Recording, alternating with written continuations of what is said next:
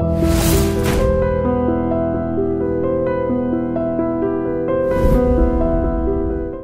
Raji. Thank you. After a long time. Long time.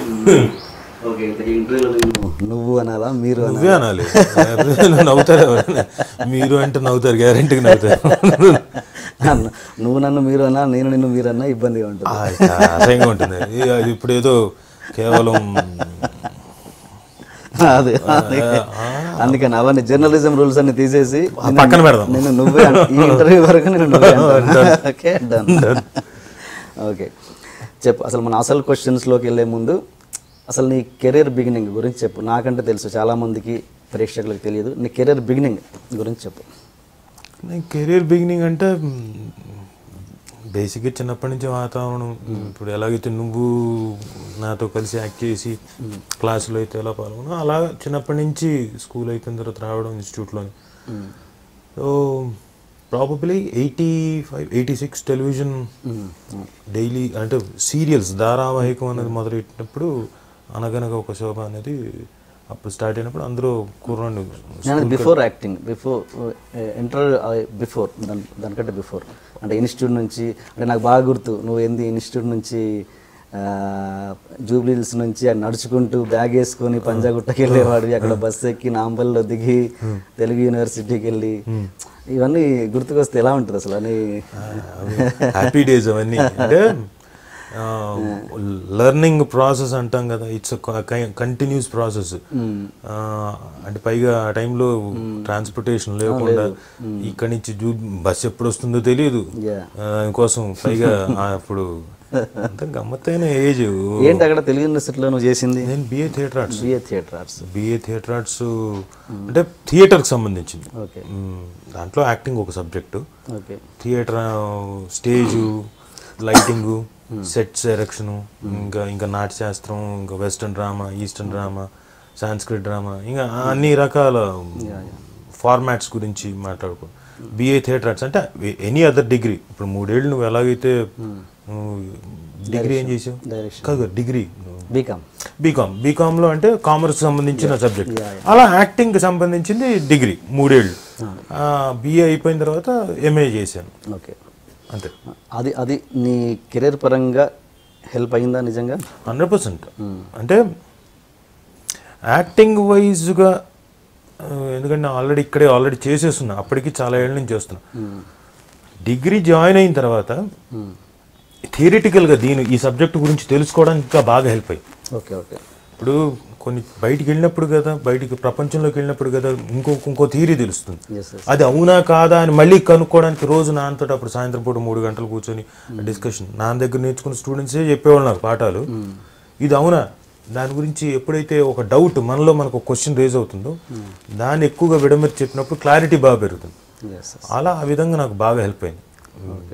BA theatre arts కానీ MA theatre arts కానీ 2 చాలా help అయింది. నువ్వు ఆర్టిస్ట్గా స్టార్ట్ చేసావు, బాగా మంచి సక్సెస్ చూసావు, కానీ సడన్గా మధ్యలో గ్యాప్ వచ్చింది. ఏంటి ఆ గ్యాప్ రీజన్ ఏంటి అసలు? నాకు తెలియదు, నేను ఇప్పటికే ఆలోచిస్తుంటా ఎందుకు వచ్చింది. అంటే మధ్యలో 2 years మాత్రం టెలివిజన్ ప్రొడక్షన్లో ఉండి, అంతకుముందే వచ్చింది 2 years మాత్రం టెలివిజన్లో ఉండి విపరీతంగా స్ట్రెస్ కానీ అంటే రోజు ఎపిసోడ్లు వెళ్ళాలి. అది కాదుగా అంతకుముందే వచ్చింది నీకు? అదే అంతకుముందు అంటే ప్రాబబ్లీ 1 year, దానికి ముందు 1 year. అప్పుడు ఏంటంటే నాకు సినిమాలు వచ్చినా కానీ ఒక చిన్న సినిమాలు హీరో ఇంకోటి కథాపరంగా కొన్ని బాగా నచ్చుతాయి, వచ్చేసారు. ఎలా ఉంటుందో చెప్తున్నా ఫేజ్. వచ్చేసి సార్ మనం సినిమా చేసేద్దాం సార్, ఇదిగోండి మీకు అడ్వాన్స్ ఇంత అని. అలాగేనండి, నాకు కథ నచ్చేది, సూపర్గా ఉంది. ఇప్పుడు నేను ఊహించుకునేవాడిని ఒక కథ వచ్చి చెప్పిన తర్వాత. సో లొకేషన్కి వెళ్ళేసరికి అక్కడ ఏమి ఉండేవి కావు. ప్రొడ్యూసర్ డబ్బులు పెట్టలేదునో, లేకపోతే ఆర్టిస్ట్ కుదరలేదునో, డబ్బులు ఇవ్వకపోతే రాలేదునో, ఎక్విప్మెంట్ రాలేదునో. ఒక్కొక్కసారి నేను లొకేషన్కి వెళ్ళిన తర్వాత ఇదేనే లొకేషను ఏంటి ఇంకా అంటే ఇంకా రాలేదండి, ఇంకా యూనిట్ బండి రావాలి. ఇలాంటి సందర్భాలు జరిగాయి. ఎందుకు వచ్చిన వాళ్ళు నాకు వాళ్ళు ఏంటంటే ప్రొడక్షన్ చేస్తారు, సగం దాకా వెళ్ళిన తర్వాత ఆగిపోతుంది. సినిమా కంప్లీట్ అయిపోతుంది, అయిన తర్వాత పబ్లిసిటీ దగ్గర డబ్బులు లేక ఆగిపోతుంది, అంతా అయిపోతుంది. అయిపోయిన తర్వాత నేను హడావిడిలో ఉంటాను. నిన్న రిలీజ్ అయిందిగా మీ సినిమా అనేవాళ్ళు. అది ఎప్పుడు రిలీజ్ అయింది? అయ్యో. సో ఇన్ని రకాల కైండ్ ఆఫ్ ఇప్పుడు నువ్వు మాట్లాడుతున్నా నువ్వు హీరోగా చేసిందా? హీరోగా చేసినవి. ఓకే. ఇంక ఎందుకు అంటే నాకు తెలిసి నువ్వు హీరోగా చేసి తప్పు చేశానని ఎప్పుడన్నా ఫీల్ అయ్యా? ఫీల్ అవ్వలేదు. అదే నీ బ్రేక్ కి కారణమేమో అవ్వచ్చేమో అని అప్పుడన్నా అనుకోవట్లేదు. బయట జనాలు అనుకుంటే అది వాళ్ళ ఇష్టం. అంటే తను హీరోగా వెళ్ళిపోయాడు కదా ఇంకా మనం దీంట్లో మళ్ళీ తెప్పి అనుకుని ఉంటారు. అది వాళ్ళ తప్పు కూడా కాదు. అది చాలా మంది విషయాల్లో జరిగింది. పాపం హీరో ఉంటాడు కదా, మళ్ళీ మనం చిన్న వేషం ఇచ్చో లేకపోతే క్యారెక్టర్ రోల్ ఇస్తే చేస్తాడో చెయ్యడో అలా ఒకటి. ప్లస్ హీరోస్ కూడా అనుకోవచ్చు, అబ్బో వాడు హీరో అయ్యాడు ఇప్పుడు. అన్ని రకాలు ఉంటాయి కదా, అన్ని రకాలుగా అనుకుంటారు కదా. Could be there. బట్ ఒకటి రాంగ్ నోషన్ ఏంటంటే అలా అనుకోవడం ఛాన్స్ లేదు. నేను హీరోగా చేస్తూనే మిగతా సినిమాలు కూడా చాలా చేస్తున్నా. ఓకే. ఇప్పుడు ఫిలిం బాయ్ అరవింద్ నేను హీరో అవ్వాలనుకోలేదు. అది ఈవెంచువల్ ఏమైందంటే కథాపరం కథ అంతా ఆ అరవింద్ క్యారెక్టర్ చుట్టూ ఉంది కాబట్టి సినిమా తీసేటప్పుడు కానీ తీసిన తర్వాత కానీ పబ్లిసిటీలో కానీ రాజీవ్ హీరో అని ఎక్కడ చెప్పలేదు. రిషి, మోనో చోప్రా, రాజీవ్ అనేవాడు. అల్టిమేట్గా పర్ఫార్మెన్స్ మొత్తం అంతా ఇటువైపు ఉంది కాబట్టి రాజీవ్ కనకాల హీరో అని చెప్పేసి అంటే పాత్రికేయులు మిత్రులు వీళ్ళంతా చూసిన వాళ్ళతో రాజీవ్ సినిమా అనడంతో రాజీవ్ కనకాల హీరో అయ్యాడు. ఆ తర్వాత ఇంకా వరుస పెట్టి మిగతా సినిమాలు అన్నీ చేస్తున్నాను. ఇవి చేస్తూ ఉండగానే మిగతా బయట సినిమాలు పెద్ద పెద్ద హీరోలతో కూడా చేస్తున్నాను. నేను హీరోగా చేస్తున్నప్పుడే కళ్యాణ్ రామ్తో చేశాను. నేను హీరోగా చేస్తున్నప్పుడు లేకపోతే ఇంతమంది హీరోలతో ఎలా చేస్తాను? నేను అందరితో చేసిన.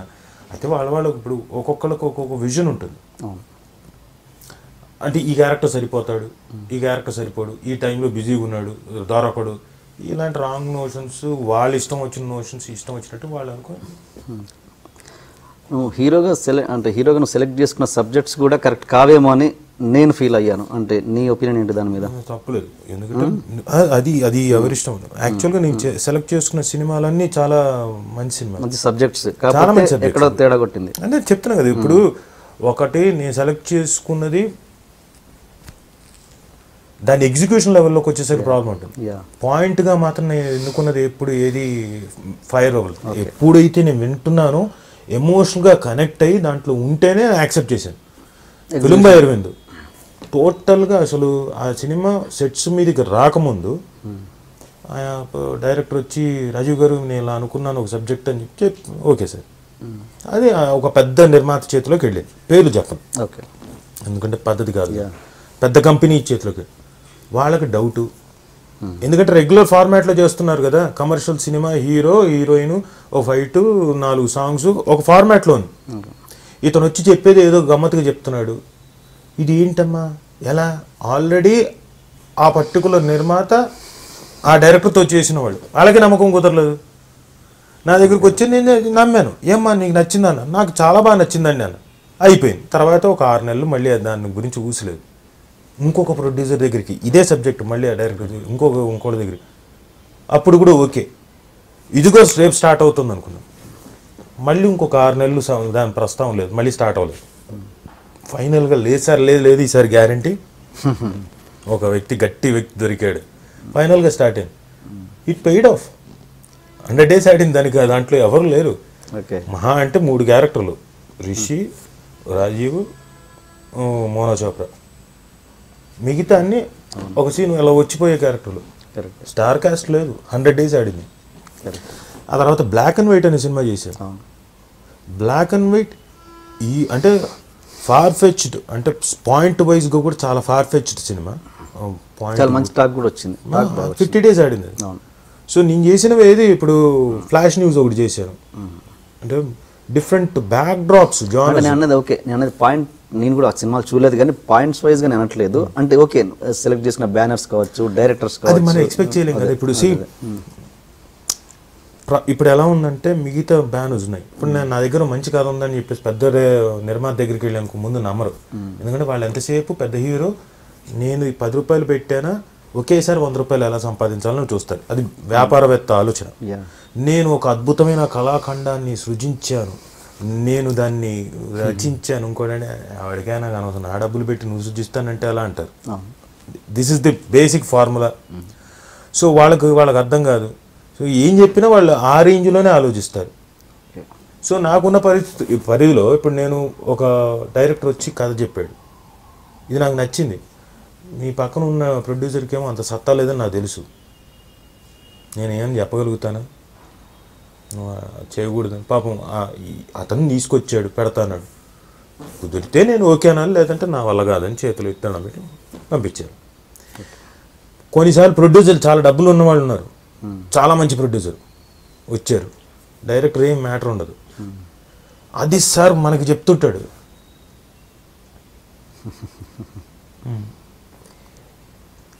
నాకు తెలుస్తుంది అతను డబ్బులు బాగా పెడతాడు ఇంకోటని, ఇతను తీసుకొచ్చాడు, నేను ఇతనికి ఏమి విషయం లేదండి అన్నా అనుకోండి, నేను కష్టపడి నేను ఇన్ని సంవత్సరాలు తిరిగి నా జీవితాన్ని ఎత్తుక్కుంటూ నేను తీసుకెళ్తే అతను చెడగొట్టాడు, గ్యారంటీ అనుకుంటారు లేదా, నాకు ఎందుకు వచ్చిన బాబు అని ఒప్పుకున్నావు? ఒప్పుకోలేదు. నాకు నచ్చితే నచ్చింది, లేదనుకో నా వల్ల కాదు బాబు. Carry on. Please subscribe to iDream. Please subscribe for more videos.